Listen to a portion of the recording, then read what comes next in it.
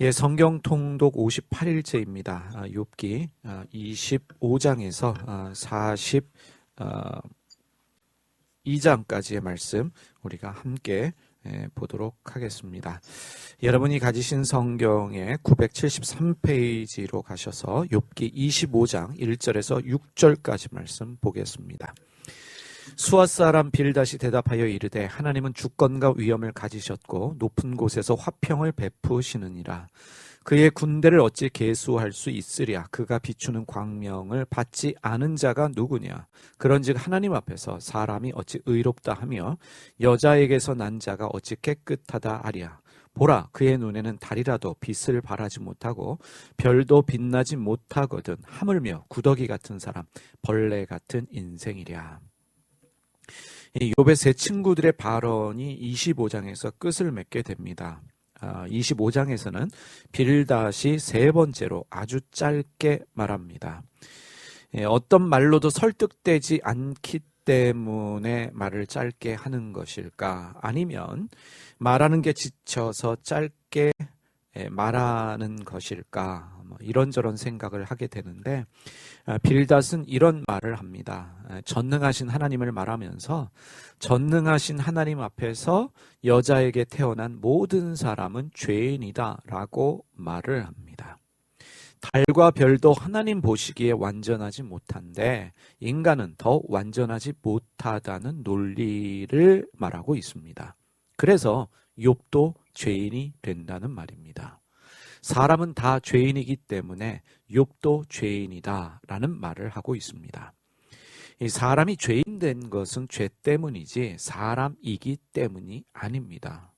이것은 참으로 중요한 말입니다. 사람이 죄인 된 것은 죄 때문이지 사람이기 때문에 죄인이 된 것은 아니라는 사실입니다. 이제 26장으로 가시면 욥의 이제 반론이 기록되어 있습니다. 26장 1절에서 4절까지의 말씀을 메시지 성경으로 보도록 하겠습니다. 욥이 대답했다. 힘없는 사람에게 정말이지 큰 힘이 되어주는 건 절묘하게 때를 맞추어 도우러 왔어. 혼란에 빠진 사람에게 그런 멋진 충고를 하다니 통찰력이 기가 막히군. 도대체 이 모든 것을 어디서 배웠나? 어디서 그렇게 대단한 영감을 얻었는가 말이네.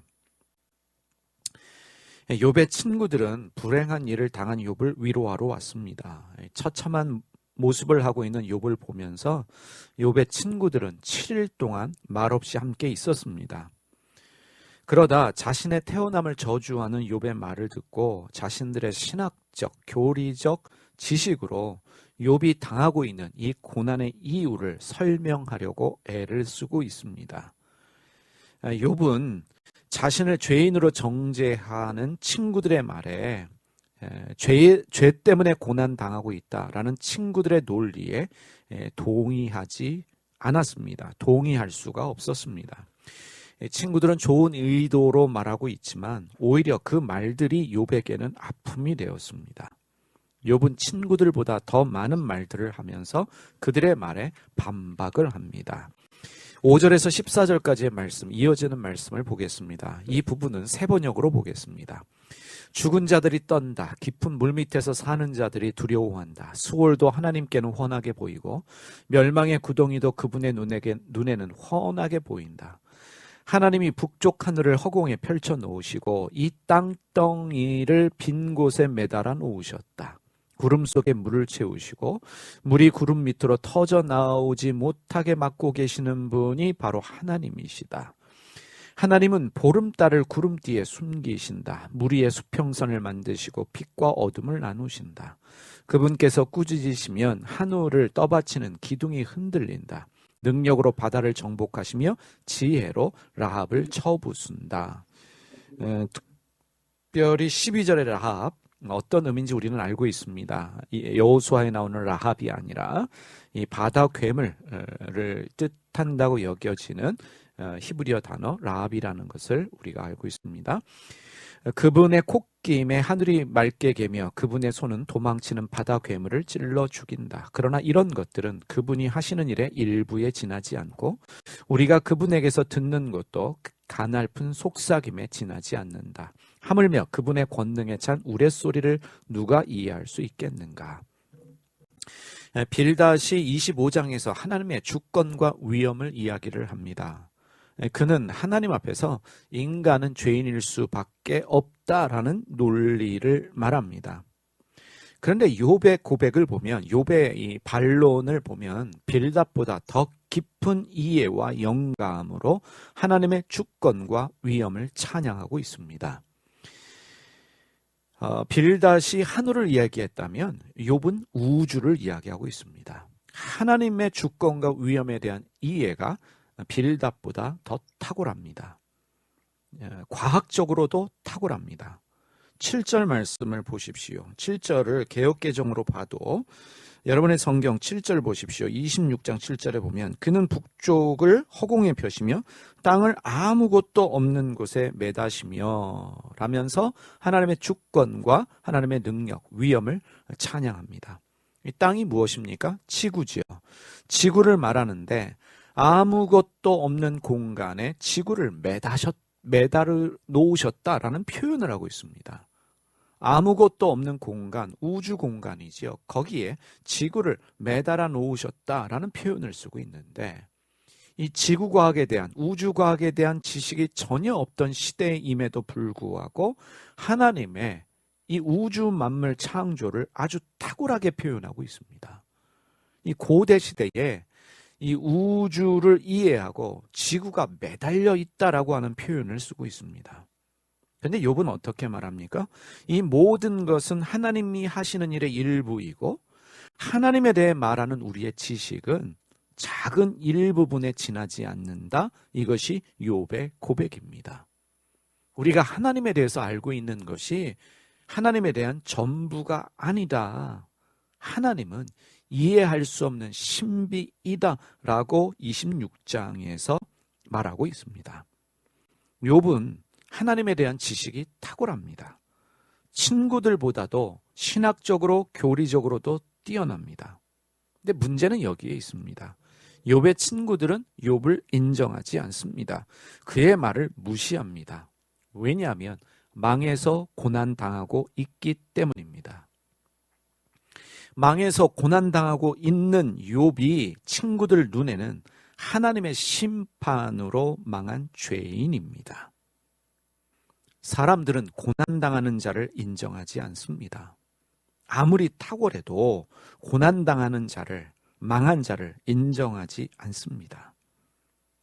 욥은 이해할 수 없는 하나님을 찬양합니다. 하나님의 뜻대로 살려고 한 하나님을 경외하는 자신에게 최악의 불행을 허락하신 하나님을 이해할 수 없다라는 고백을 하고 있습니다. 이것이 욥의 분노이고 의문이며 질문입니다. 이해할 수 없는 하나님. 이 신비한 하나님에 대한 의문과 질문을 계속해서 던지고 있습니다. 27장 말씀으로 욥의 고백이 이어집니다. 27장 1절에서 6절입니다. 욥이 또 풍자하여 이르되 나의 정당함을 물리치신 하나님, 나의 영혼을 괴롭게 하신 전능자의 사심을 두고 맹세하노니 나의 호흡이 아직 내 속에 완전히 있고 하나님의 숨결이 아직도 내 코에 있느니라. 결코 내 입술의 풀이를 말하지 아니하며 내 혀가 거짓을 말하지 아니하리라. 나는 결코 너희를 옳다하지 아니하겠고 내가 죽기 전에는 나의 온전함을 버리지 아니할 것이니라. 내가 내 공의를 굳게 잡고 놓지 아니하리니 내 마음이 나의 생애를 비웃지 아니하리라. 욥은 불행한 일을 당했습니다. 그래서 고난 중에 있지만 그런 불행한 일을 당할 만한 죄가 없기 때문에 당당하다라고 말하고 있습니다. 욥은 자신에게 불행한 일을 허락하신 하나님을 이해할 수 없습니다. 그래서 하나님에 대하여 뭐라고 합니까? 나의 정당함을 물리치신 하나님, 나의 영혼을 괴롭게 하신 전능자 하나님이라고 고백합니다. 자기의 영혼을 괴롭게 하시는 하나님이라고 고백을 해요. 그 하나님 앞에서 하나님이 내 정당함을 물리치시고 나의 영혼을 괴롭게 하시지만 그 하나님 앞에서 나는 죄를 짓지 않았다라고 하는 자신의 결백을 주장하면서 친구들의 말에 나는 절대로 동의하지 않겠습니다 라고 하는 결단을 합니다. 하나님 앞에서 고백하고 친구들 앞에서도 자기의 당당함, 나는 절대로 죄 때문에 고난당하는 것이 아니다 라는 사실을 말하고 있습니다. 이어지는 7절 말씀을 보십시오. 나의 원수는 악인같이 되고 일어나 나를 치는 자는 불의한 자같이 되기를 원하노라. 욥의 원수가 누구입니까? 자기를 죄인으로 몰아가며 정죄하는 사람들입니다. 너는 죄를 지었기 때문에 고난당하는 것이고 그래서 너는 회개가 필요하다. 이렇게 말하고 있는 사람들이 욥의 원수입니다. 욥은 자신을 대적하는 사람, 자기를 죄인으로 몰아가는 이 사람들을 악인이라고 말하면서 그들이 벌받기를 원한다라고 말하고 있습니다. 욥은 지금의 상황이 억울합니다. 왜냐하면 자기는 결백하기 때문에 그래요. 그래서 사람들에게 당당하게 말하고 있고 하나님 앞에서 당당하게 호소하고 있습니다. 자기를 지키기 위한 몸부림입니다. 자기를 변호하기 위한 거룩한 싸움이기도 합니다. 지금까지 내가 어떻게 살아왔는데, 내가 어떻게 살아왔는지 하나님이 아시는데 지금까지 자기가 살아온 삶에 대한 자신감이기도 합니다. 지금 사람들로부터 비난을 받고 있습니다. 하나님께도 버림을 받았다라고 생각하는 욥이 할 수 있는 최선은 바로 이것뿐입니다. 몸부림치고 있습니다. 그런데 누구를 향한 몸부림입니까? 하나님을 향한 몸부림이고 하나님을 향한 간절한 호소입니다. 바로 이것이 신앙입니다. 하나님을 향한 간절한 몸부림, 간절한 호소가 신앙입니다. 우리가 살아가고 있는 이 삶의 현장은 잔인합니다. 처절합니다. 슬프고 힘들고 이해할 수 없는 일들이 종종 일어납니다. 그 현장에서 살아가고 있는 우리에게 필요한 자세가 무엇입니까? 몸부림치는 일입니다. 누구에게요? 하나님께 몸부림치는 일, 하나님께 호소하는 일, 그것이 우리가 하나님 앞에서 때로는 취해야 될 태도라는 사실입니다. 28장 말씀으로 넘어가 볼까요? 28장 12절에서 13절 말씀 제가 읽습니다. 그러나 지혜는 어디서 얻으며 명철이 있는 곳은 어디인가? 그 길을 사람이 알지 못하나니 사람 사는 땅에서는 찾을 수 없구나. 욥이요, 이 지혜와 명철을 찾을 수 없다라고 말을 합니다. 지혜가 무엇입니까? 문을 열 수 있는 열쇠입니다. 지금 이 고난의 문제에 있어서 이 고난 당하는 이유 무엇일까? 그 문을 열 수 있는 열쇠, 지혜인데 그 지혜를 찾을 수 없고 명철도 있는 곳이 어디인지 모릅니다. 명철이란 길을 찾아가는 나침판이고 지도인데 그 명철도 찾을 수 없습니다. 욥은 고난의 깊은 수렁에서 깨닫습니다. 답이 없다. 이것이 진리입니다. 고난에 대한 이유도 고난을 해결할 수 있는 방법도 찾을 수 없습니다. 답이 없습니다. 그런데 욥이 알고 있는 것이 있습니다. 하나님은 답을 가지고 계시다는 사실입니다. 23절과 24절 말씀 보겠습니다. 욥기 28장 23절과 24절 세 번역으로 보겠습니다. 답이 없는데 욥이 뭐라고 이야기합니까? 그러나 하나님은 지혜가 있는 곳에 이르는 길을 아신다. 그분만이 지혜가 있는 곳을 아신다. 오직 그분만이 땅끝에서 살피실 수 있으며 하늘 아래에 있는 모든 것을 보실 수 있다. 하나님이 답을 알고 계신다. 하나님이 지혜가 있는 곳에 이르는 길을 알고 계신다. 그리고 욥은요, 그 지혜가 어떻게 나의 것이 되는지도 알고 있어요. 28장 28절 말씀 보시기 바랍니다.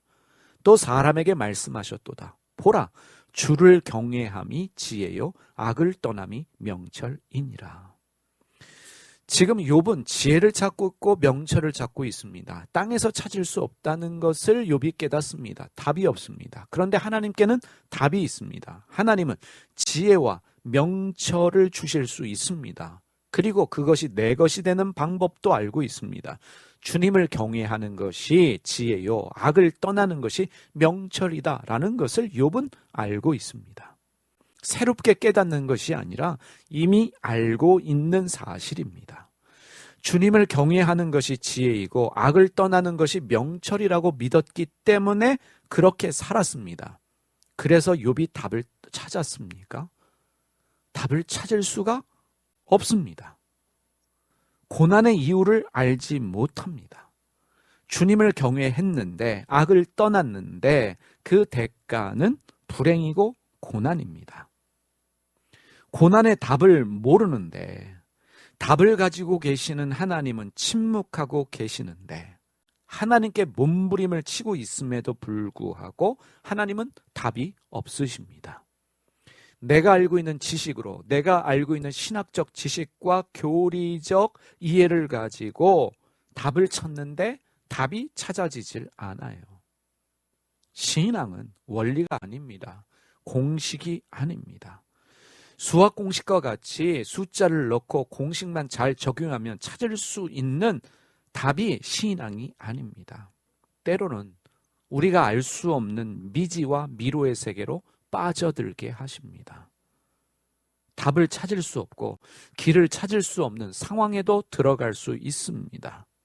그런 상황으로 하나님이 내모시는 경우가 종종 있습니다. 그래서 하나님께 답을 찾아보려고 애를 쓰지만 하나님이 침묵으로 반응하실 수 있다라는 사실을 우리가 기억해야 합니다. 29장으로 가볼까요? 이제 29장에서 욥은요, 자기의 과거를 추억하면서 그 과거를 그리워합니다. 1절에서 10절 말씀 보겠습니다. 욥기 29장 1절에서 10절, 욥의 심경을 생각해 보시면서 한번 들어보세요. 욥이 풍자하여 이르되 나는 지난 세월과 하나님이 나를 보호하시던 때가 다시 오기를 원하노라. 그때에는 그의 등불이 내 머리에 비치었고 내가 그의 빛을 힘입어 암흑에서도 걸어 다녔느니라. 내가 원기왕성하던 날과 같이 지내기를 원하노라. 그때에는 하나님이 내 장막에 기름을 발라주셨도다. 그때에는 전능자가 아직도 나와 함께 계셨으며 나의 젊은이들이 나를 둘러 있었으며 젖으로 내 발자취를 씻으며 바위가 나를 위하여 기름 시내를 쏟아냈으며 그때에는 내가 나가서 성문에 이르기도 하며 내 자리를 거리에 마련하기도 하였느니라. 나를 보고 젊은이들은 숨으며 노인들은 일어나서 서며 유지들은 말을 삼가고 손으로 입을 가리며 지도자들은 말소리를 낮추었으니 그들의 혀가 입천장에 붙었느니라. 하나님을 경외하고 하나님 뜻대로 살았던 욥, 부자였습니다. 존경받는 사람이었습니다. 성품적으로 탁월했던 사람이고 물질적으로도 풍요했던 사람이고 믿음적으로도 훌륭해서 그래서 존경받던 사람이 욥이었습니다. 주변 사람들이 어려운 일을 당하면 도움의 손길을 내밀었고 항상 의롭게 살았고 그래서 그의 말에는 권위가 있었습니다. 집 밖에 나가면 사람들이 다 그를 부러워하고 그를 위해서 자리를 마련하고 사람들이 그 앞에서 말조심할 정도였어요. 그런데 불행한 일을 당하니까 고난을 당하니까 쫄딱 망하니까 사람들은 더 이상 그를 존경하지 않습니다. 사람들은 그를 하나님 경외하는 사람으로 인정하지 않아요. 죄로 인해서 하나님의 심판을 받은 사람, 그래서 죄인으로 사람들이 손가락질하고 있습니다. 더 이상 의로운 사람도 아니고 그의 말은 권위가 없습니다. 친구들조차도 그의 말을 인정하려고 하지 않아요. 아내조차도 그의 말을 듣지 않습니다. 절망하고 좌절할 수밖에 없겠지요. 모든 것을 다 포기하고 싶은 마음, 죽고 싶은 마음 뿐일지도 모르겠습니다.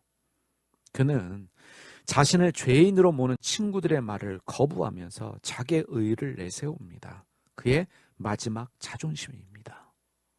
나 죄 안 지었어. 이렇게 고난당할 만한 죄가 나한텐 없어. 라고 말하면서 자기의 의의를 내세워요. 마지막 자존심입니다. 마지막 자존심을 지키면서 지금 욥은 버티고 있습니다. 30장 말씀으로 가겠습니다. 30장 1절에서 10절까지의 말씀을 보겠습니다. 세 번역으로 보겠습니다.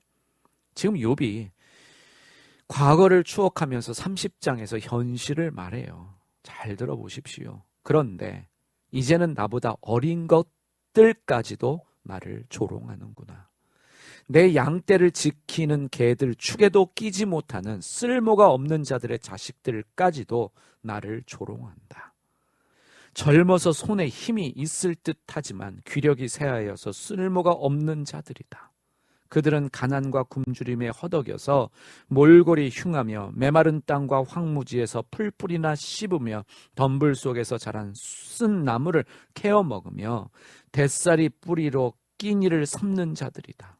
그들은 사람 축에 끼지 못하여 동네에서 쫓겨나고 사람들이 마치 도둑을 쫓듯이 그들에게 도둑이야 하고 소리를 질러 쫓아버리곤 하였다.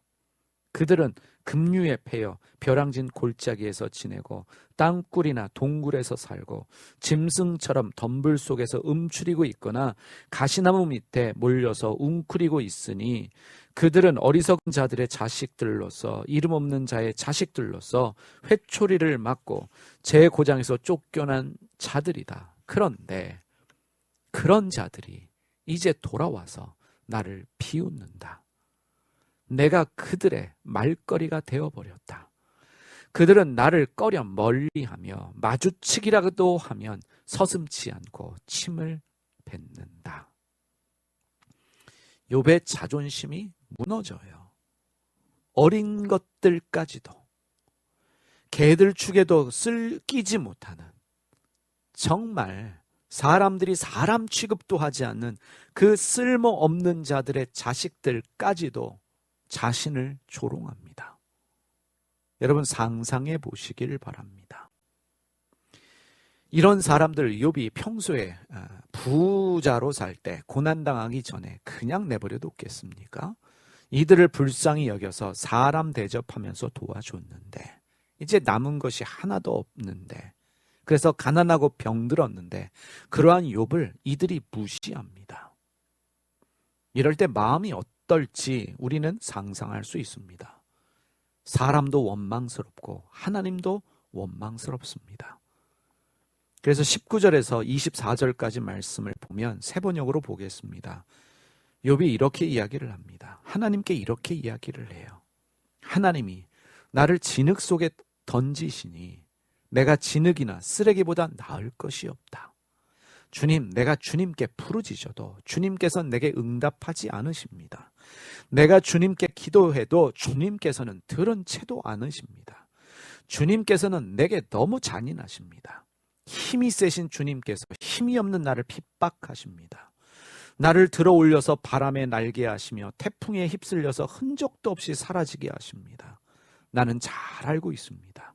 주님께서는 나를 죽음으로 몰아넣고 계십니다. 끝내 나를 살아있는 모든 사람들이 다 함께 만나는 그 죽음의 집으로 돌아가게 하십니다. 주님께서는 어찌하여 망할 수밖에 없는 연약한 이 몸을 치십니까? 기껏 하나님의 자비나 빌어야 하는 것밖에는 아무것도 할 수 없는 보잘것없는 이 몸을 어찌하여 그렇게 세게 치십니까? 욥의 심정이 그려지시지요. 이제 욥은 31장에서 자기의 마지막 고백을 합니다. 자신이 지금까지 어떻게 살아왔는지를 고백하면서 자기를 변호해요. 나는 그래도 내가 지금 이런 대우를 받고 정말 개 같은 사람들이라고 표현되어진 그들에게조차 지금 내가 멸시를 받고 그들이 나에게 침을 뱉고 있지만 내가 이런 모욕을 당할 만큼 그러한 삶을 살지 않았다. 나는 하나님을 경외했고 악을 멀리했다라는 고백을 하고 있습니다. 31장 4절에서 10절까지의 말씀 세 번역으로 제가 읽습니다. 하나님은 내가 하는 일을 낱낱이 알고 계신다. 내 모든 발걸음을 하나하나 세고 계신다. 나는 맹세할 수 있다. 여태까지 나는 악한 일을 하지 않았다. 다른 사람을 속이려고도 하지 않았다. 하나님이 내 정직함을 공평한 저울로 달아보신다면 내게 흠이 없음을 아실 것이다. 내가 그릇된 길로 갔거나 나 스스로 악에 이끌려 따라갔거나 내 손에 죄를 지은 흔적이라도 있다면 내가 심은 것을 다른 사람이 거두어 먹어도 내가 지은 농사가 망하더라도 나는 할 말이 없을 것이다. 남의 아내를 탐내서 그 집 문 근처에 숨어 있으면서 그 여인을 범할 기회를 노렸다면 내 아내가 다른 남자의 노예가 되거나 다른 남자의 품에 안긴다 해도 나는 할 말이 없을 것이다. 욥은 간음하지 않았고 정직했고 아랫사람들의 말에 귀를 기울였고 가난한 사람들을 외면하지 않았습니다. 욕심을 부리지도 않았습니다. 여러분 31장을 천천히 읽어보십시오. 남의 험담을 한 적도 없습니다. 지나가는 여행자가 있으면 항상 자기 집으로 들여서 먹이고 재웠습니다. 말 그대로 욥기 1장 1절에 기록된 것처럼 욥은 흠이 없고 정직했으며 하나님을 경외하고 악을 멀리하는 사람이었습니다. 욥이 그러한 사람이었어요. 무슨 설명이 더 필요하겠습니까? 그렇게 살았음에도 불구하고 하나님 경외하며 악을 멀리하는 삶을 살았음에도 불구하고 욥은 고난당하고 있고 병들었고 그리고 사람들에게 손가락질 당하고 침뱉음을 당하고 있습니다. 그래서 욥은 자기의 의로움을 내세우면서 나는 흠이 없고 정직했고 하나님을 경외했고 악을 멀리하던 사람이다 라고 말하면서 자기가 당하고 있는 이 고난의 부당함을 호소하고 있습니다. 사람이요 정말 견디기 힘든 어려운 일이 생기면 스스로를 위로하면서 질문합니다. 그래도 나름대로 착하게 살았는데 내가 이런 고난당하는 이유가 무엇일까? 그래도 내가 그렇게 좋은 사람은 아니었지만 그렇게 나쁜 짓도 안 했는데 나에게 왜 이런 일이 생겨날까? 하나님이 왜 이런 일을 허락하실까? 질문하면서 그러면서 자기를 위로합니다. 여러분 착하게 살아도 하나님을 경외하는 삶을 살아도 악을 멀리하는 삶을 살아도 고난당할 수 있습니다. 그러면 신앙은 우리에게 어떤 의미일까? 의롭다라고 여겨지는 욥에게 하나님이 고난을 허락하셨는데 욥에게 이 고난은 어떤 의미이고 하나님은 어떠한 목적을 가지시고 욥에게 고난을 허락하셨을까? 하나님을 섬기고 있는 우리에게 하나님은 고난을 허락하시는데 그 고난을 허락하시는 진정한 의미가 무엇일까? 질문할 수밖에 없겠지요. 그 질문을 가지고 32장으로 넘어가겠습니다. 32장 1절에서 10절 말씀입니다.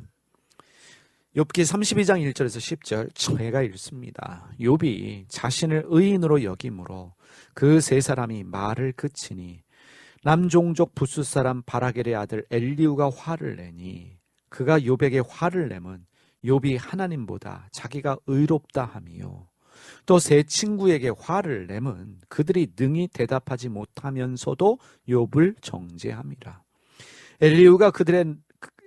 엘리우는 그들의 나이가 자기보다 여러 해 위이므로 욥에게 말하기를 참고 있다가 세 사람의 입에 대답이 없음을 보고 화를 내니라.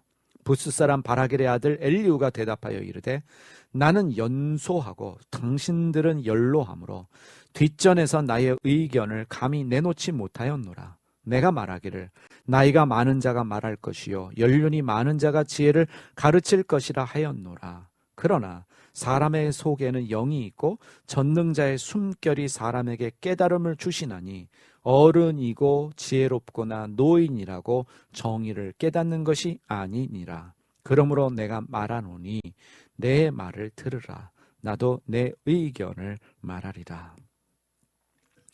욥의 친구들은요, 욥의 변론에 할 말을 있습니다. 더 이상 할 말이 없어졌습니다. 이때 등장하는 사람이 엘리후입니다. 엘리후는 처음부터 욥과 그의 친구들과 함께 있으면서 모든 대화를 듣고 있었습니다. 나이가 어려서 말하지 않고 있다가 결국에는 화가 나서서 말하기 시작하는데, 이 엘리후는 욥과 그의 친구들 양쪽의 화가 다 났어요. 욥에 대해서 화가 난 이유는 무엇이냐면 자기를 하나님보다 더 의롭게 여긴다라고 여겼기 때문에 욥에게 화를 냈습니다. 욥의 친구들에 대해서 화가 난 이유는 욥을 정죄하려고 하는데 제대로 된 답을 하지 못했기 때문에, 다시 말하면 세 친구가 신학적, 교리적 논리로 말했지만 이게 충분하지 않았다라고 여겼기 때문에 화가 난 거예요. 그런데 여러분, 중요한 게 있습니다.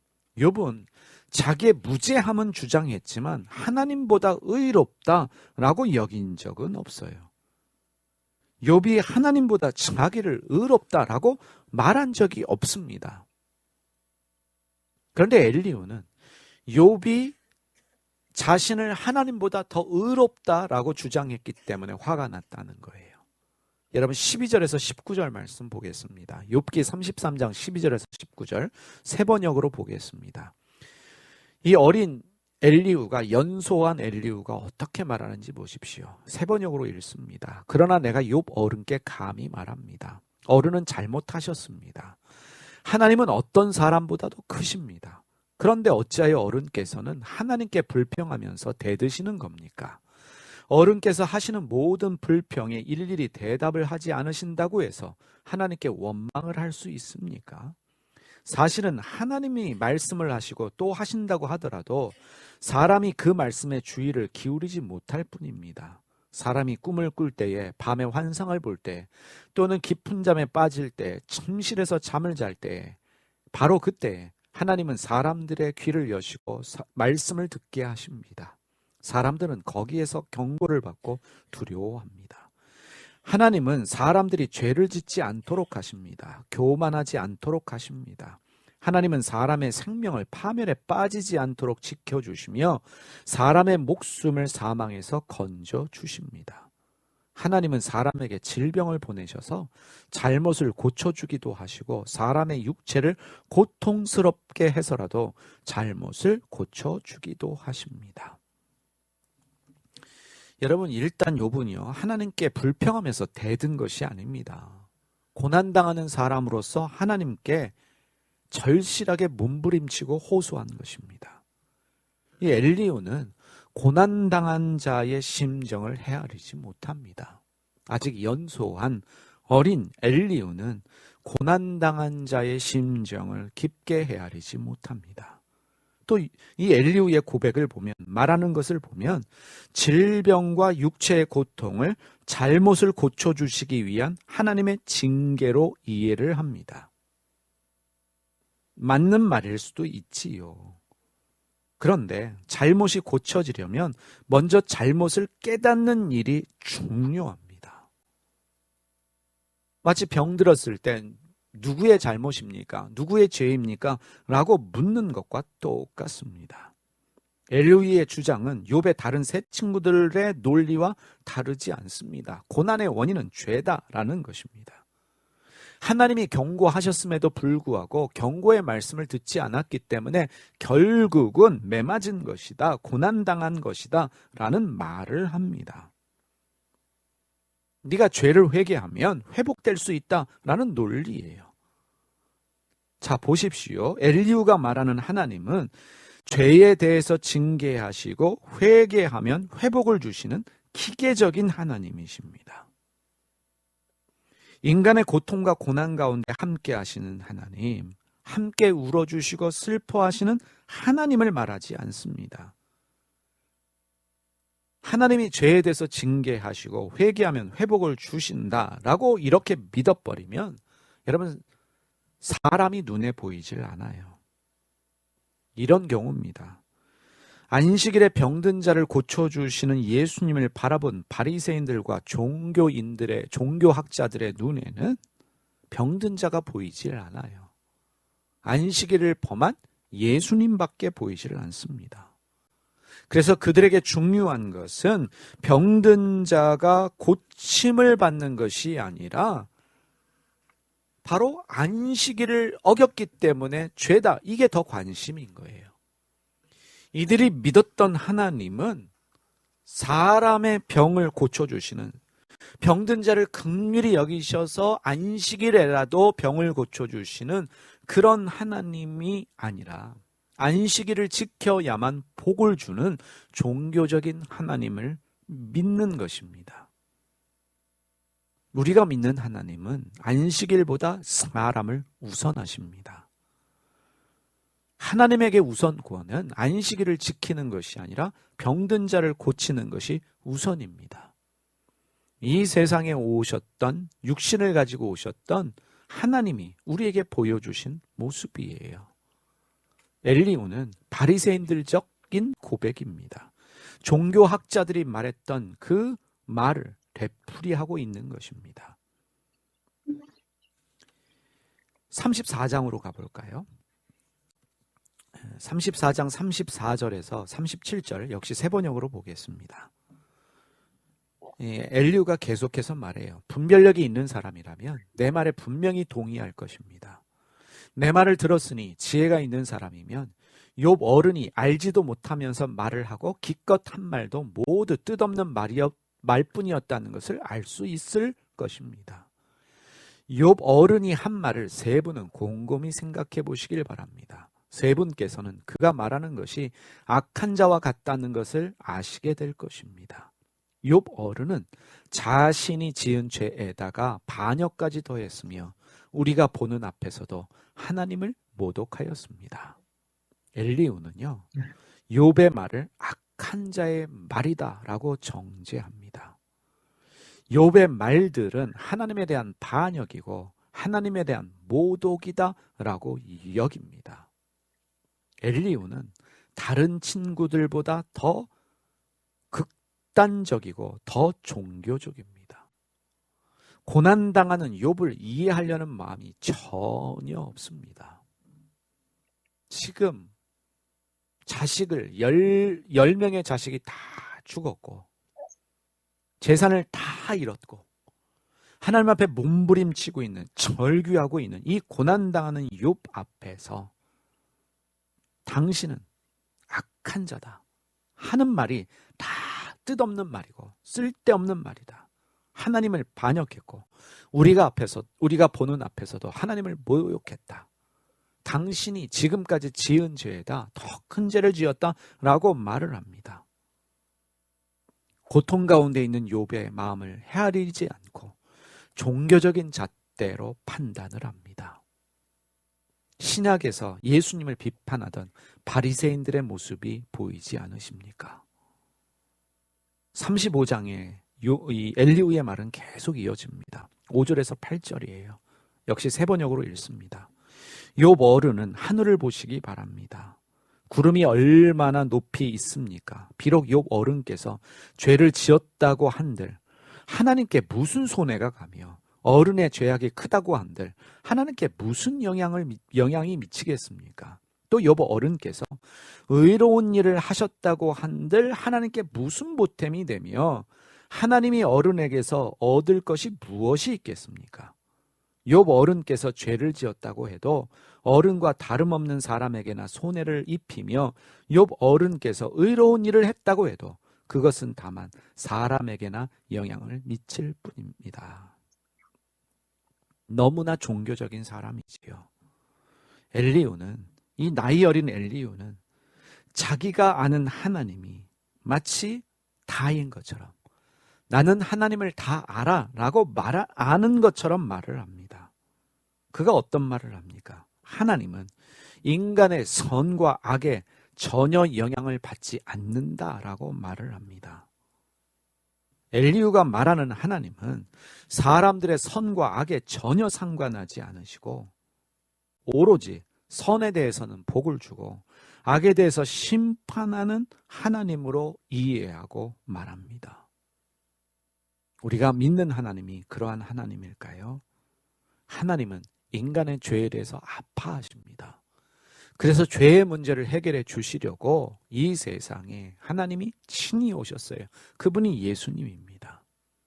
우리가 행하는 선한 일에 대하여 하나님이 기뻐하십니다.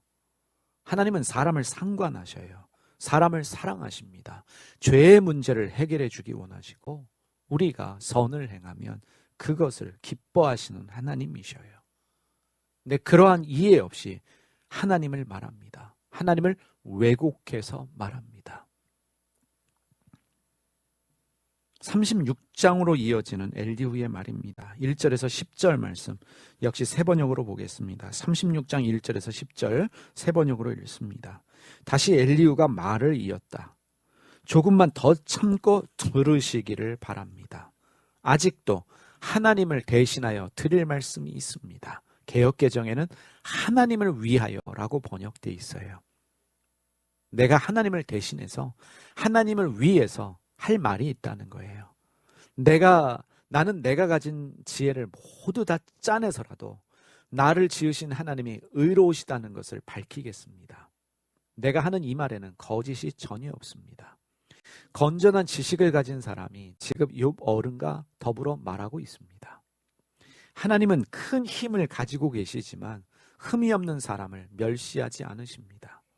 또 지혜가 무궁무진하심으로 악한 사람을 살려두지 않으시고 고난받는 사람들의 권리를 옹호하십니다. 의로운 사람들을 외면하지 않으시며 그들을 보좌에 앉은 왕들과 함께 자리를 길이 같이 하게 하시고 그들의 존경을 받게 하십니다. 그러나 의로운 사람이라도 하나님께 복종하지 않으면 쇠사슬에 묶이게 하시고 고통의 줄에 얽매여서 벗어나지 못하게 하십니다. 그러는 동안에 하나님은 그들에게 그들이 한 일을 밝히시며 그들이 교만하게 지은 죄를 알리십니다. 하나님은 또한 그들의 귀를 열어서 경고를 듣게 하시고 그들의 악을 버리고 돌아오도록 명령하십니다. 엘리후는요, 하나님을 대신해서 하나님을 위해서 말한다라고 말합니다. 이게 종교적 오만이에요. 우리는 고난당하는 사람들에게 마치 내가 알고 있는 것이 전부인 것처럼 내가 알고 있는 종교적 지식으로 말합니다. 하나님의 뜻이라고, 이게 진리라고 하나님을 대신해서 말한다라고 말을 합니다. 내 생각을 말하면서도 나의 얄팍한 지식으로 말하고 있으면서도 이게 하나님의 뜻이라고 하나님을 대신한 말이라고 생각합니다. 그리고 또 문제가 있어요. 하나님의 의로우심을 자기가 증명하려고 합니다. 다시 말하면 인간이 신을 증명하려고 해요. 인간의 노력에 의해서 증명되는 신이 신입니까? 여러분, 종교성이라고 하는 것은 심판을 강조하는 측면이 강합니다. 이 종교성이 강한 사람들은 심판을 강조해요. 고난당하는 사람들에게 죄를 회개하지 않으면 심판받아 지옥 간다고 신의 이름으로 사람을 협박합니다. 하나님은 사람을 협박하지 않으십니다. 인간이 하나님을 대신해서 말하는 게 아니에요. 하나님이 인간을 대신해서 말하십니다. 성령이 우리를 위하여 말할 수 없는 탄식으로 기도하십니다. 이게 신앙이에요. 이런 얘기를 해요, 엘리후는. 하나님이 그들에게 그들이 한 일을 밝히시고 그들이 교만하게 지은 죄를 알려주신다. 하나님이 망하게 하실 때는 그 망하게 하신 이유를 알게 하신다. 너도 지금 죄 때문에 망한 거기 때문에 하나님이 그 망한 이유를 알게 하신다. 그 귀를 열어서 경고를 듣게 하시고 악을 버리고 돌아오도록 명하신다.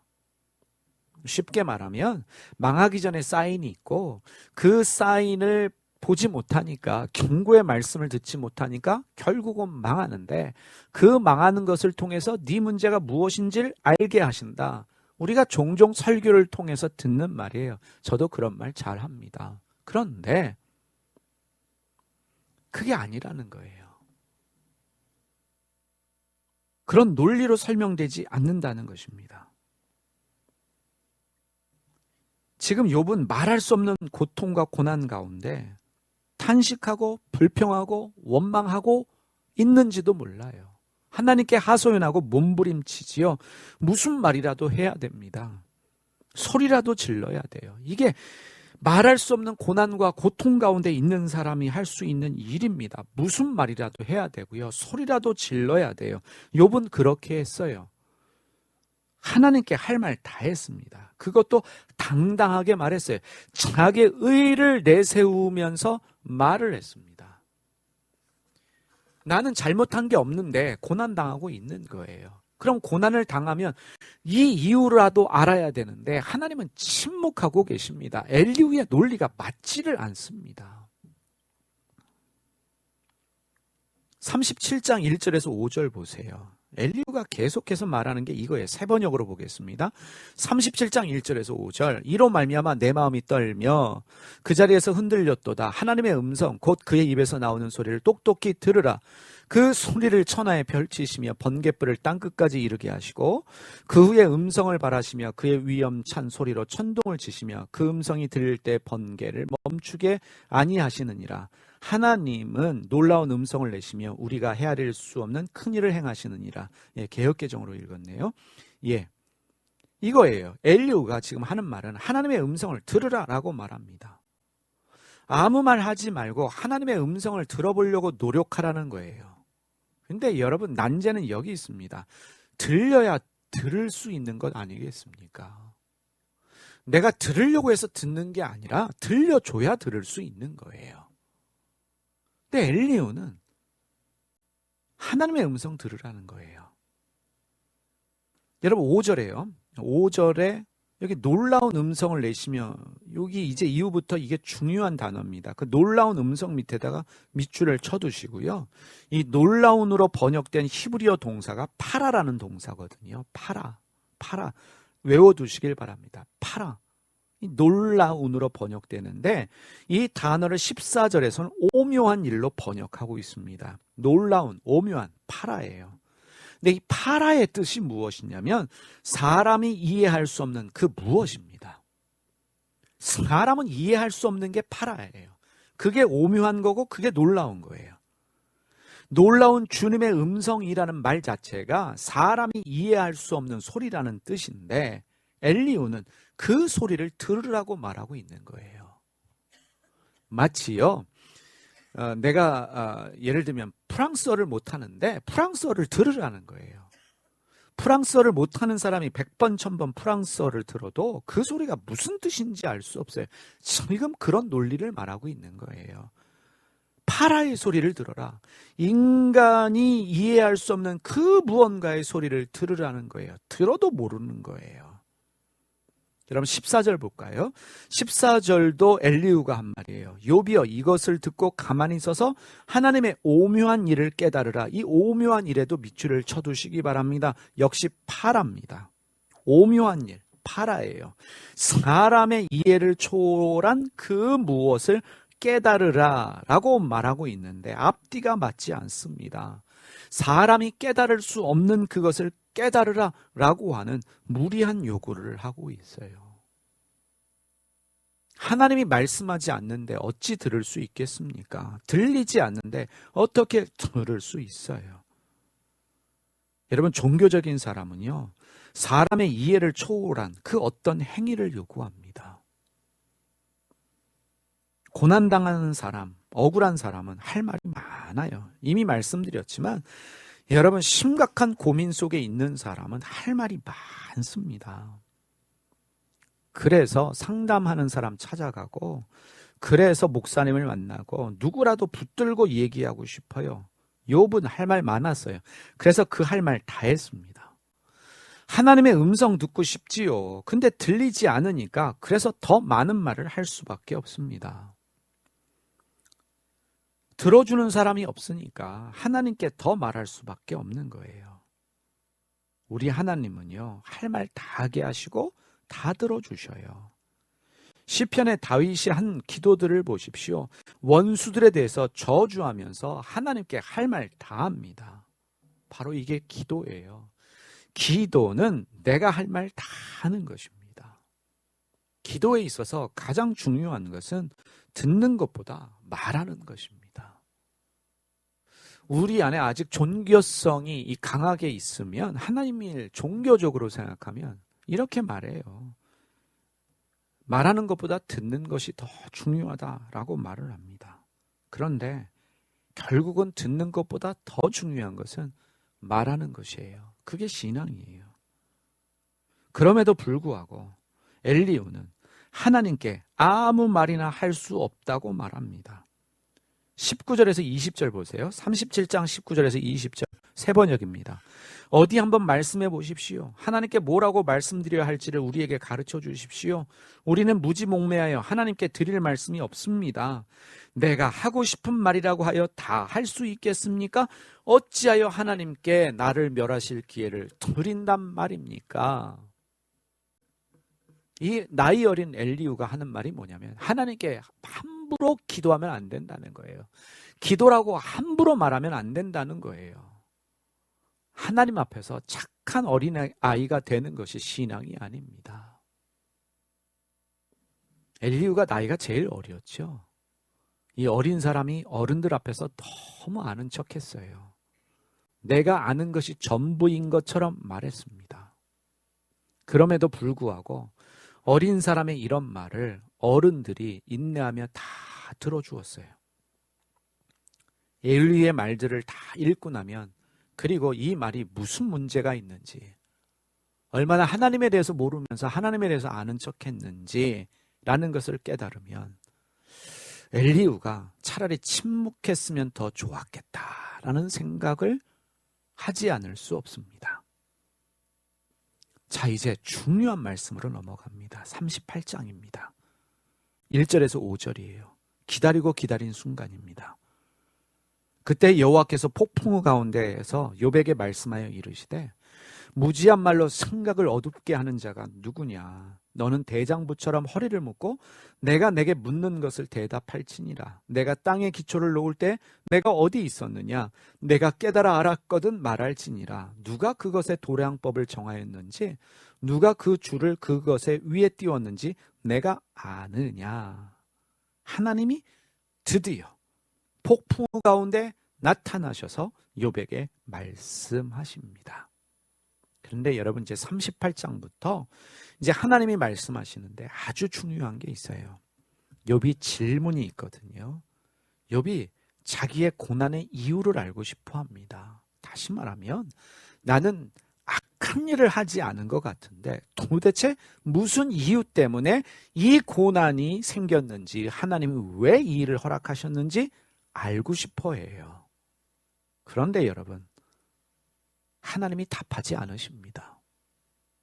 38장부터 42장까지 읽어도 궁극적인 욥의 질문에 대한, 우리의 궁금증에 대한 질문이 해결되지 않습니다.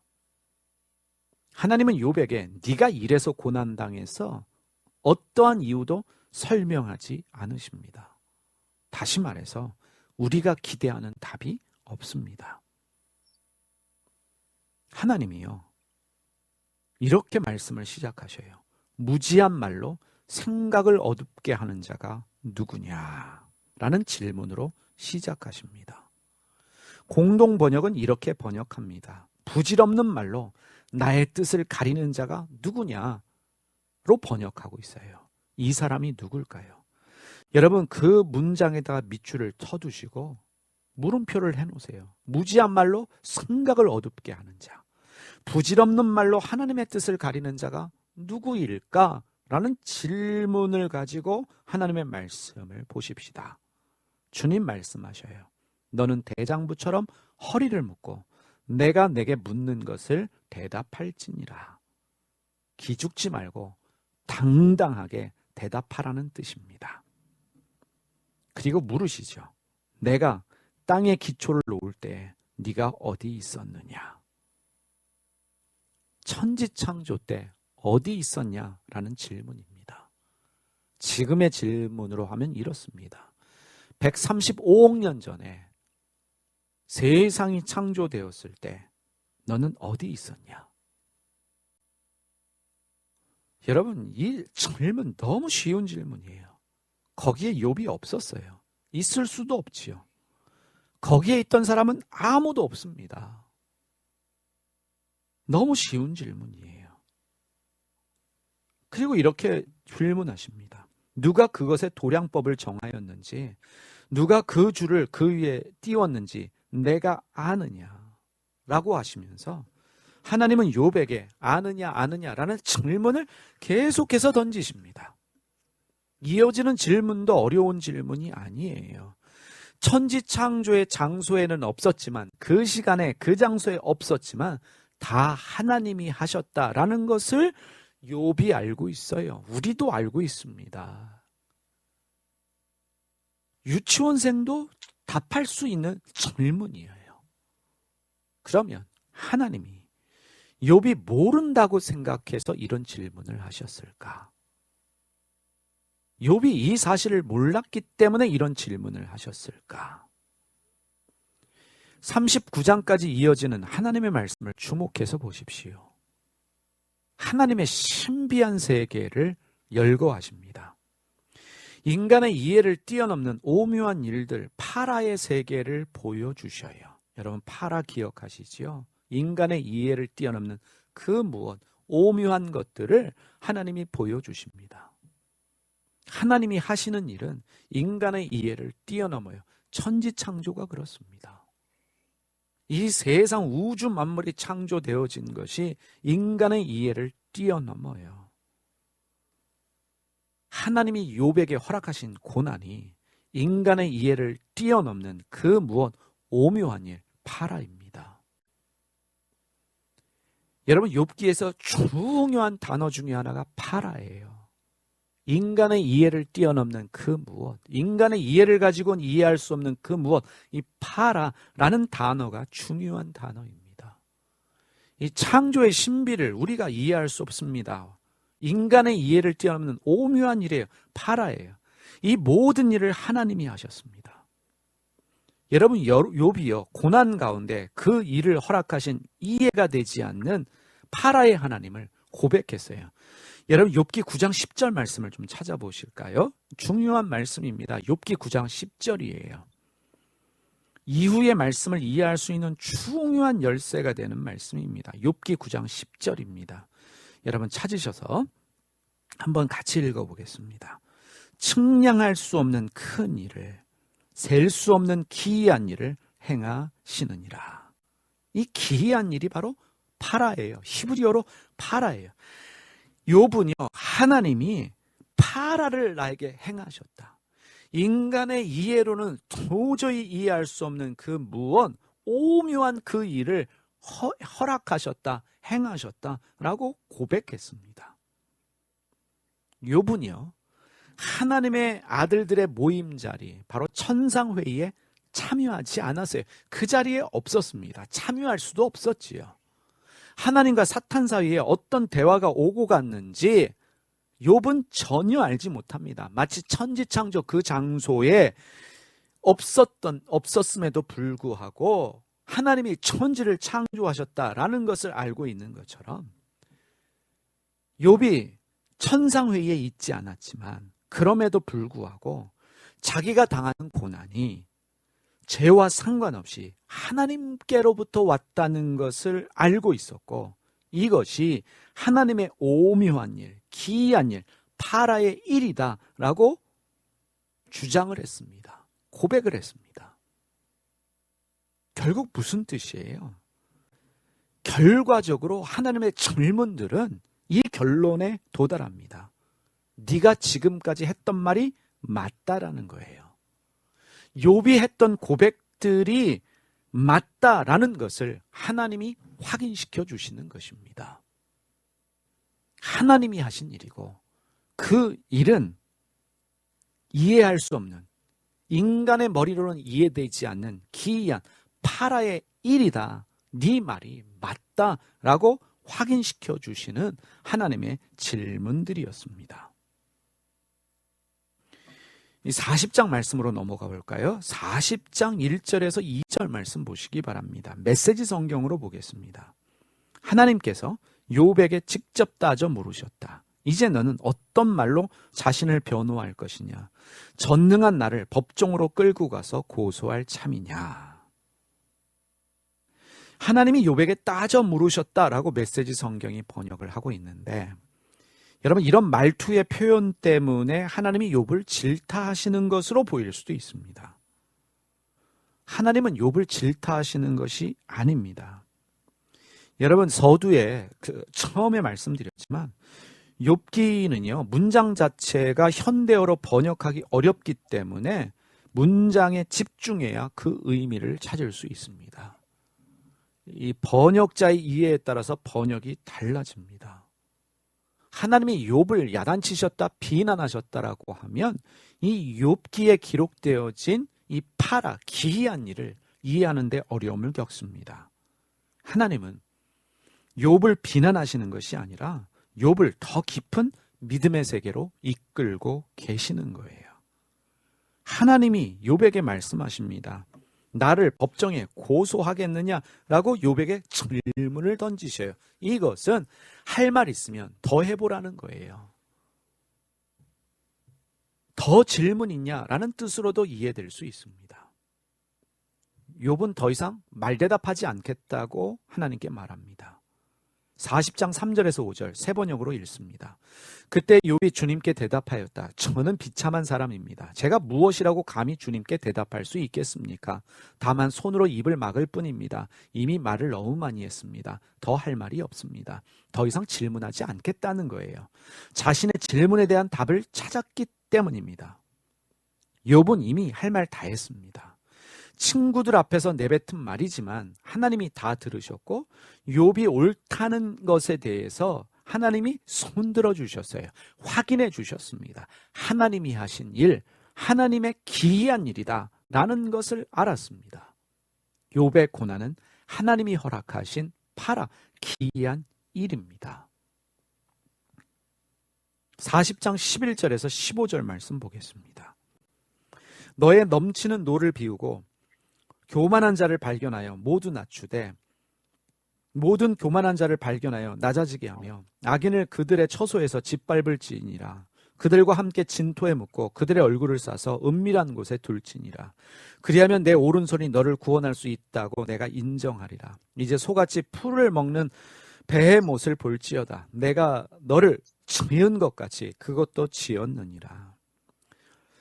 자, 욥이 가졌던 의문 중에 하나는 악인의 번영이었거든요. 왜 하나님이 그들을 심판하지 않으시는가라는 질문을 가지게 되었어요. 자기가 고난당하면서 보게 된 하나의 현상이 무엇이냐면 바로 악인들의 번영하는 세상의 현실이었습니다. 이 40장 15절에 베헤못 등장하고 41장 1절에 보면 리오 야단이 등장하거든요. 이 전설적인 거대한 동물로 이해가 되어집니다. 어떤 동물인지 정확하게 알 수 없지만 이 하마와 악어로 말하는 학자들도 있습니다. 어찌됐건 당시의 사람들이 이해하는 전설적인 거대한 동물이 베헤못과 리오 야단입니다. 그 동물 앞에서 연약합니다. 그런데 그 전설적인 베헤못, 리오 야단도 하나님이 다스리신다는 거예요. 이 엄청난 거대한 동물도 하나님이 다스리신다. 이 동물들을 언급하신 이유가 무엇인가? 하나님은 욥으로 하여금 악의 문제는 인간이 해결할 수 없는 문제다라는 것을 알게 하셔요. 네가 할 수 있으면 교만한 자를 낮아지게 하고 악인들을 심판해 봐라 라고 말하지만 욥이 할 수 없는 문제예요. 무슨 뜻이에요? 하나님이 하신다는 거예요. 베헤못도 리오 야단도 하나님이 다스리시는 것처럼 인간이 해결할 수 없는 악의 문제를 하나님이 하신다.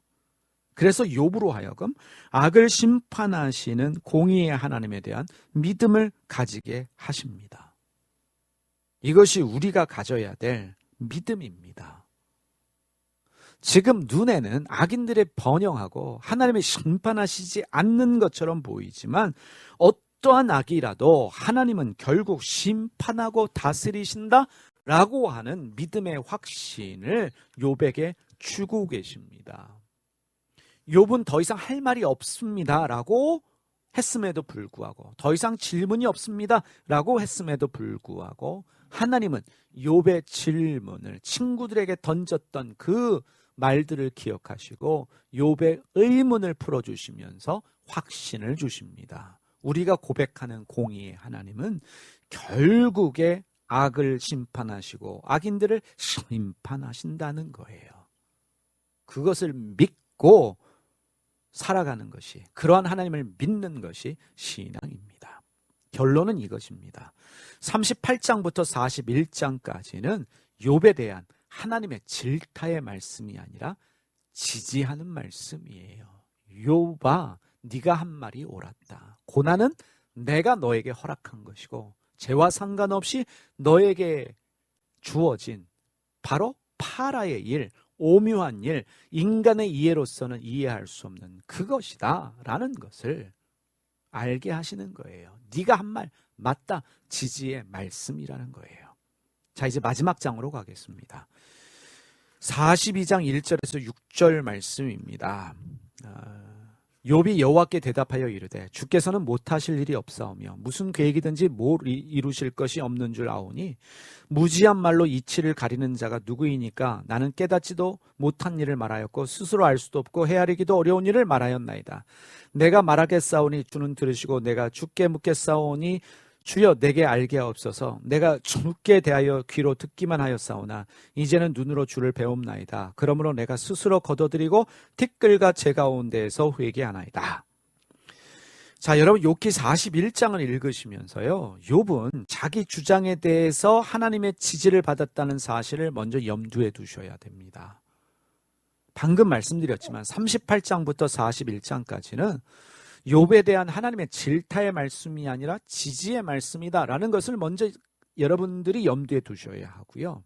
또 한 가지, 욥기 42장에는요, 구약 성경에서 흔하게 사용되지 않는 단어들이 너무나 많습니다. 어떤 신학자는 말하기를 이 단어들은 오랫동안 학자들을 어렵게 한 언어학적 암호들이다라고 표현을 합니다. 그래서 42장에 대한 번역과 이해가 이 학자들마다 다른 경우가 있어요. 번역본들도 서로 다릅니다. 이것을 염두에 두시면서 이 마지막 장을 이해해 보도록 하겠습니다. 자, 2절 말씀이요. 주께서 못하실 일이 없사오며 무슨 계획이든지 못 이루실 것이 없는 줄 아오니. 욥은 하나님의 절대 주권을 고백하고 있습니다. 욥은 이 사실을 새롭게 깨달은 것이 아니라 이미 다 알고 있다고 고백한 거예요. 이 새 번역을 보면 깨달았다라고 번역하고 있는데 원문에 없는 표현입니다. 여러분 말씀드렸지만 우리가 성경을 번역할 때 이 원문에 충실하지 않으면 이 번역자가 자기의 어떤 그 생각에 따라서 말들을 번역할 수 있어요. 단어를 추가하고 뺄 수 있는데 지금 욥이 이 사실을 깨달은 것이 아니라 나는 하나님의 절대 주권을 알고 있습니다. 주님은 못하실 일이 없고 무슨 계획이든지 못 이루실 거리 없는 것을 나는 알고 있습니다. 욥이 고백하고 있어요. 그리고 3절에 이렇게 말합니다. 무지한 말로 이치를 가리는 자가 누구니까 거기다 밑줄을 쳐두시고요. 나는 깨닫지도 못한 일을 말하였고 스스로 알 수도 없고 헤아리기도 어려운 일을 말하였나이다. 자, 무지한 말로 이치를 가리는 자가 누구냐는 말은 38장 2절에서 하나님이 하신 말씀이에요. 그지요? 이 하나님의 질문에 대해서 욥이 말합니다. 그러므로 나는 깨닫지도 못한 일을 말하였고 스스로 알 수도 없고 헤아리기도 어려운 일을 말하였나이다. 마치 지금까지 내가 말을 잘못했다. 내가 쓸데없는 말을 했다. 불신의 말을 했다라는 의미로 보여지죠. 그런 뜻이 아니라는 거예요. 여러분 이걸 그대로 원문에 그대로 해석을 하면 번역을 하면 이렇습니다. 그러므로 하나님이 무지한 말로 이치를 가리는 자가 누구냐라고 물으셨죠. 그래서 나는 나에게 일어난 기이한 일에 대해 이해를 못하고 있고 잘 알지도 못합니다. 이 원어에는 말했다라는 표현이 사실 없습니다. 중요하게 쓰인 단어가 역시 파라예요. 파라입니다. 여기에 파라라는 단어를 쓰고 있어요. 말씀드렸죠. 파라는 인간의 이해를 뛰어넘는 그 무엇입니다. 지금 욥이 이런 말을 하는 거예요. 내가 당한 고난을 죄로 인한 결과가 아닌 그 이유를 알고 싶어도 알 수 없는, 인간이 이해할 수 없는 그 무엇이라고 반복해서 고백했고 지금도 고백하고 있습니다. 하나님이 나에게 허락하신 이 기이한 일, 파라의 일에 대해서 나는 이해를 못하고 지금도 잘 모르겠습니다. 라는 고백이에요. 4절 보세요. 내가 말하겠사오니 주는 들으시고 내가 주께 묻겠사오니 주여 내게 알게 하옵소서. 3절과 연결해서 보시길 바랍니다. 3절에서 욥이 했던 말은 주님께서 나에게 이 허락하신 이 기이한 일, 파라에 대해서 이해하려고 하지만 나는 이해가 안 됩니다.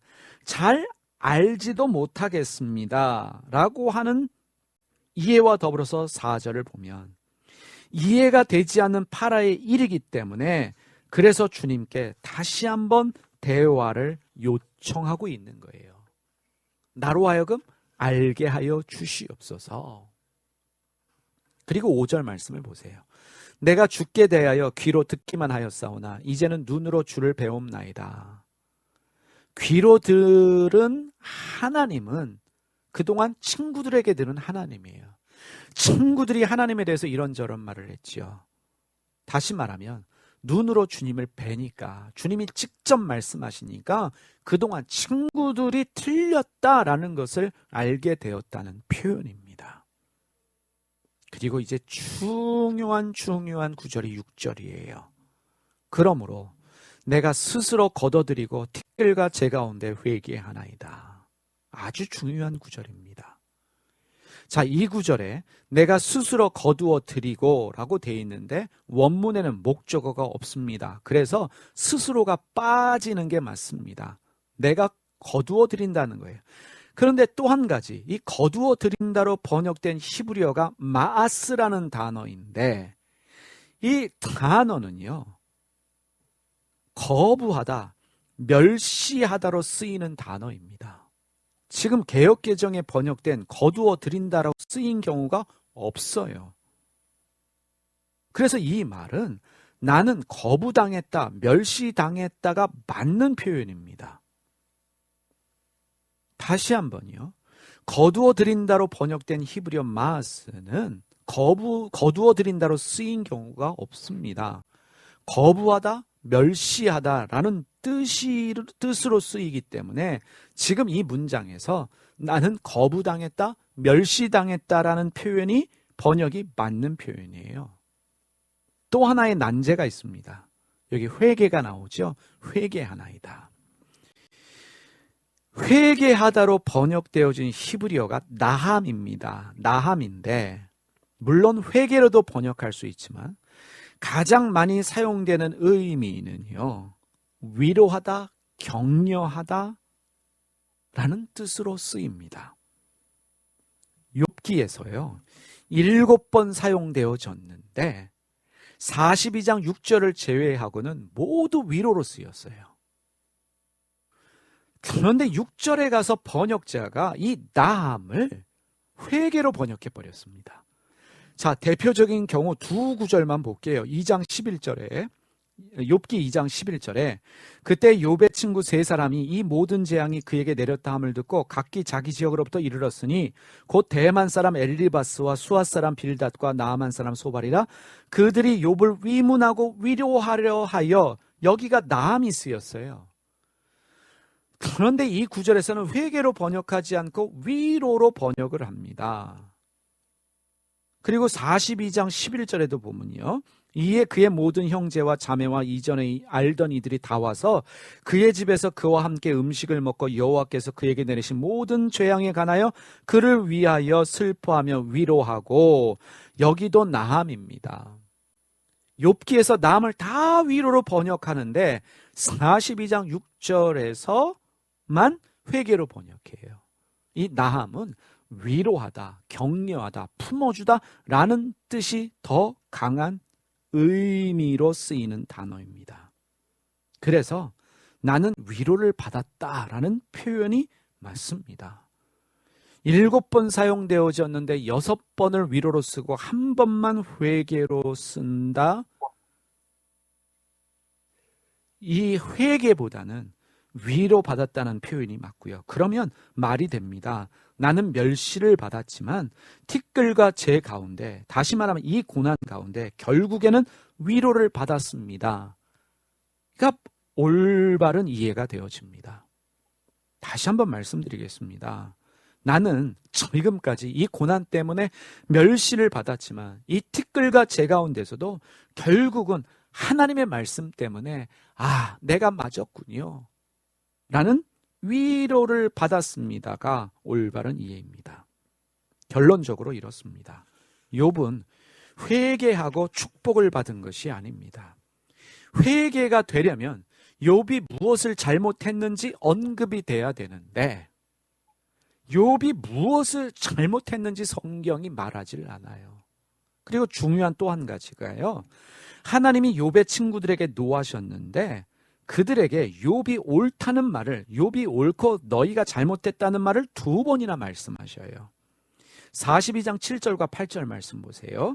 여호와께서 욥에게 이 말씀을 하신 후에 여호와께서 대만 사람 엘리바스에게 이르시되 내가 너와 내 두 친구에게 노하노니 이는 너희가 나를 가리켜 말한 것이 내 종 욥의 말같이 옳지 못함이니라. 너희가 틀렸고 욥이 옳았다라고 말씀하셔요. 그런즉 너희는 숫소 7과 수장 7을 가지고 내 종 욥에게 가서 너희를 위하여 번제를 드리라. 내 종 욥이 너희를 위하여 기도할 것인즉 내가 그를 기쁘게 받으리니 너희가 우매한 만큼 너희에게 갚지 아니하리라. 이는 너희가 나를 가리켜 말한 것이 내 종 욥의 말같이 옳지 못함이라.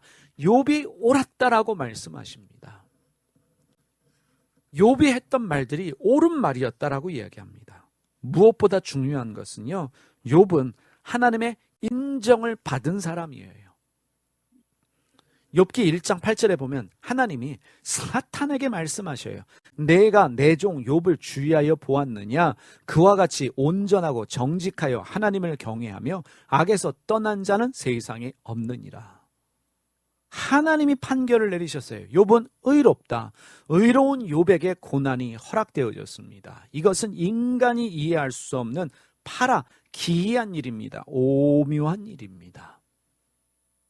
여러분, 이러한 이해를 가지고 욥기를 다시 한번 읽어보시기를 바랍니다. 결론적으로 욥은 고난 가운데서도 끝까지 의로운 사람이었어요. 신앙에 대한 새로운 이해를 가지게 될 것입니다. 특별히 욥의 친구들의 말을 통해서 오만한 종교 생활이 무엇인지, 우리가 제대로 믿고 있었다라고 생각하는 부분들이 이게 아니었구나 라는 것들을 깨닫게 되는 부분들도 있게 될 것입니다. 자, 여러분, 긴 시간 동안 우리가 3일 동안 욥기 말씀을 봤습니다. 너무 중요한 말씀이기 때문에 우리가 욥기를 보았는데, 특별히 42장 말씀, 욥이 회개해서 축복받은 것이 아니라는 사실이요. 그리고 이 기이한 일, 오묘한 일을 염두에 두시면서 하나님이 우리가 이해할 수 없는 그 어떤 일도 허락하신다. 잘하면 축복받고 못하면 저주받는 그러한 인과응보식의 종교가 아니라 하나님의 기이한 일 가운데, 다시 말하면 섭리 가운데 일어나는 일, 거기서 하나님의 신비를 조금씩 깨달아 알아가는 것입니다. 오늘도 그 신비 가운데 하나님의 뜻을 깨닫는 여러분들 되시기를 주의 이름으로 축원드립니다.